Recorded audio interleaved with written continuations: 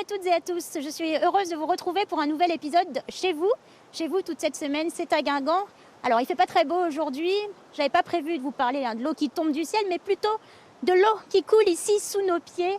À Guingamp, c'est le fameux Trieux. Et pour l'évoquer, je vous présente Gilles Huette. Gilles, bonjour. Bonjour. Alors, ici, c'est le fleuve emblématique de Guingamp, le Trieux. Est-ce que vous pouvez me redessiner un peu sa carte d'identité ? Cette rivière, ce fleuve, il prend naissance à Querpère, à une vingtaine de kilomètres à l'amont de Guingamp, en plein cœur du pays de l'Argoate, le pays des bois. Et puis après ce parcours d'une vingtaine de kilomètres, il va traverser l'agglomération de Guingamp. C'est une particularité d'ailleurs en Bretagne parce que la plupart des villes moyennes de Bretagne ont été construites à l'embouchure ou en limite d'estuaire. Et Guingamp est à la moitié du cours du Trieux. Et après avoir traversé Guingamp, ce fleuve va rencontrer la mer au niveau de Pont-Trieux. Ensuite, il va mélanger ses eaux douces avec la mer dans un estuaire le plus grand de Bretagne et il va se jeter dans la Manche au niveau de l'île de Bréhat. Alors Gilles, on va voir que les enjeux ils sont importants autour de ce Trieux, les enjeux environnementaux. On va en discuter tous les deux ensuite, mais d'abord je vous propose de regarder un petit reportage. On est allé à la rencontre de la famille Lowe qui vit à Pabu, tout près d'ici. Eux aussi sont entourés du Trieux. Et vous allez voir qu'à chaque promenade, ils en profitent pour redonner à la nature ce qu'elle a donné.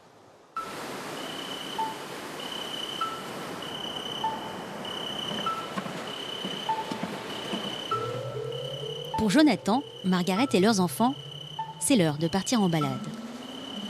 Munis d'une bonne paire de bottes, de sacs poubelles, ils n'ont parfois qu'à tendre la main pour attraper l'ennemi, le déchet. Et le long du Trieux, il y a de quoi faire.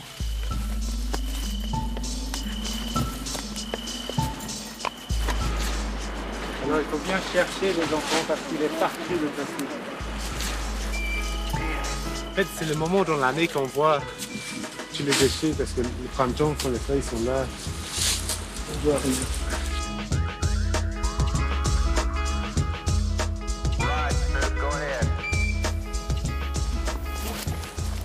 C'est normal de trouver des paquets de jambon dans un tel endroit? Non, on ne devrait pas jeter ça là, on devrait le jeter dans la poubelle.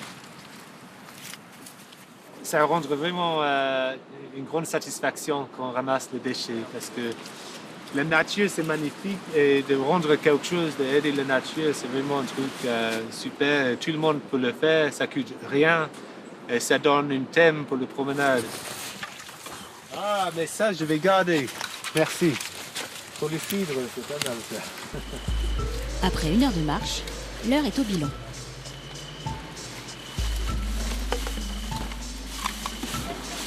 Quand vous voyez ça là à vos pieds?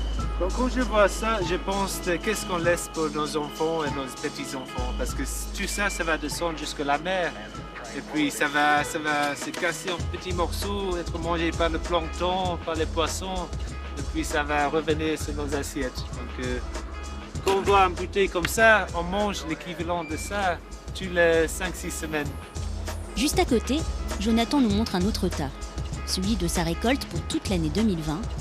Avec cette image, il espère, qui sait, amener une prise de conscience.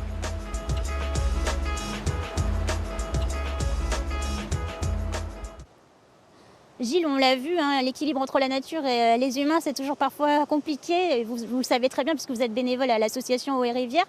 Aujourd'hui, concrètement, c'est quoi les enjeux autour du Trieux ? Ce sont essentiellement des problèmes de qualité des eaux et d'artificialisation du milieu. De qualité des eaux parce que pendant très longtemps, sur ce territoire, on a développé l'urbanisation, on a accueilli des entreprises industrielles.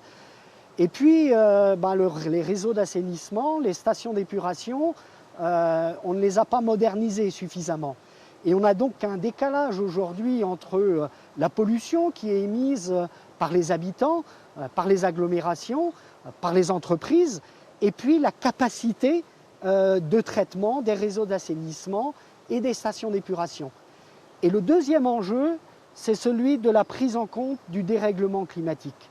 On le voit dès aujourd'hui, on passe certaines années, en quelques mois, d'une situation de sécheresse absolue, de débit extrêmement faible, à des situations de trop-plein, d'inondation, Un peu comme là. comme là, de crues gigantesques. Et on sait que cette situation, malheureusement, elle va s'aggraver. Et comme elle fait peser des menaces à la fois sur la sécurité, sur la production d'eau potable pour nos territoires, sur le maintien de la vie dans nos cours d'eau, eh bien, il faut que d'ores et déjà, aujourd'hui, on prenne en compte cette situation et qu'on soit plus sobre dans notre façon de consommer l'espace, dans notre façon de consommer la ressource en eau, de façon à ce qu'il y en ait assez pour assurer la vie dans nos rivières. Bon, Gilles, on le sait, dans le Trieux, il y a des poissons, mais il y a d'autres espèces aussi qui côtoient cet environnement, dont les oiseaux. Et il y a eu un gros travail ici de fait à Guingamp, puisque la ville est devenue la première collectivité refuge des Côtes d'Armor. Nous en avons parlé avec Jean-Claude Ferru, délégué départemental de la LPO.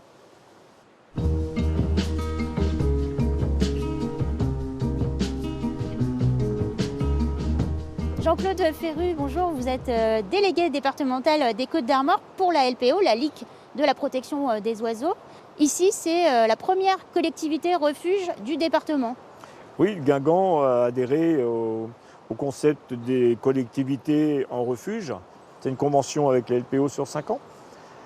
Et ça permet de mettre en refuge des sites remarquables. Et c'est surtout aussi pour faire découvrir aux gens le patrimoine faunistique qu'ils ont, les oiseaux, les papillons. Le refuge à Guingamp fait 2,5 hectares. Ça représente pratiquement 5 stades de foot, Guingamp, ville de foot. Donc c'est quand même une belle surface sur laquelle la nature respire, il n'y a pas de pesticides et on fait tout pour l'accueillir, pour la conserver et la développer. Parce que le but du refuge n'est pas que de conserver l'actuel, c'est surtout de favoriser le retour de certaines espèces. Concrètement, qu'est-ce que la ville va pouvoir faire ou peut faire à son niveau ? Ça va être de laisser se développer certains végétaux, tels que le lierre sur les murs, pour accueillir les papillons. Par exemple, comme là ? Oui, le lierre sur le mur. Vous avez surtout ne pas dévégétaliser les rives, parce qu'à partir du moment où il n'y a plus de végétaux sur les rives, dès qu'il y a beaucoup d'eau, c'est l'érosion garantie. Et les rives se dégradent. La végétation tient les rives en place. Bon là, Jean-Claude, comme vous le voyez, le temps n'est pas au summum pour une balade LPO. Non. C'est vrai que c'est mieux quand il fait beau pour voir les oiseaux, parce que un peu comme nous, ils ont tendance à se cacher à l'abri. Oui. Mais quand même, là, qu'est-ce qu'ici on pourrait voir comme oiseau ? Ici, on peut avoir la chance de rencontrer le mythique martin pêcheur, qui est toujours un régal pour le photographe. Autrement, vous avez ici, beaucoup plus facilement observable, c'est la bergeronnette des ruisseaux. Alors on va prendre des petites fiches quand même. Quelques petites fiches. Comme ça, on va montrer aux gens. Ça, c'est la bergeronnette des ruisseaux. Voilà. Donc, comment on la reconnaît, celle-là ? Elle est toujours auprès de l'eau. Et au niveau des couleurs, est-ce qu'il y a des caractéristiques ? Des couleurs, le jaune est assez reconnaissable. C'est petit ? La taille d'un moineau. D'accord. Ouais. Qu'est-ce qu'il y aurait d'autre ? Alors, vous avez une espèce de pic. La citelle torche-peau. La citelle torche-peau, c'est un des rares oiseaux à pouvoir descendre le tronc la tête en bas. C'est sa spécificité. Elle est capable de descendre un tronc la tête en bas, c'est la seule. Donc c'est comme le pivert, mais dans l'autre sens. Dans l'autre sens. D'accord. Vous avez aussi, je l'aime bien, c'est un petit canard plongeur. Le grèbe. Qui s'appelle le grèbe castagneux. Alors peut-être que c'est vrai que vous disiez peut-être que là on pourrait les apercevoir. Oui, dans les zones de calme. Dans les zones de calme d'eau, vous voulez dire ? Oui, dans les retours au calme ici. Alors tout à l'heure on en a vu, mais évidemment c'est pas... On a vu un couple de colverts, monsieur et madame Colvert, qui étaient sur le bord. Mais évidemment quand la caméra tourne, les oiseaux se cachent. Les oiseaux se cachent. On les entendait tout à l'heure aussi, on les entend plus. Jean-Claude Ferru, je vous remercie beaucoup de vos quelques explications.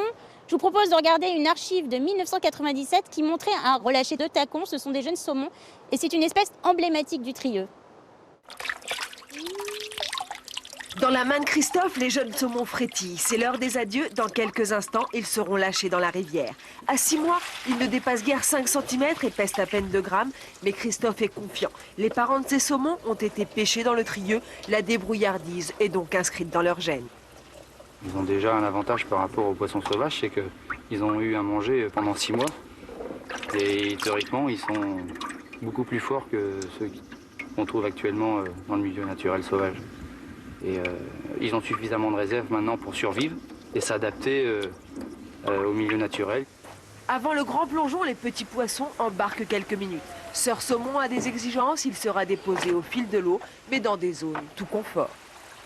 On va les déposer dans des plats courants qu'on appelle radiers, avec un fond rocailleux où le courant est très très vif. C'est les zones d'engraissement les meilleures pour les juvéniles en saumon. Alors d'une part, ils ont à manger, il y a un apport de nourriture et surtout l'eau est oxygénée. C'est-à-dire que le saumon est très très exigeant quant à la qualité de l'eau.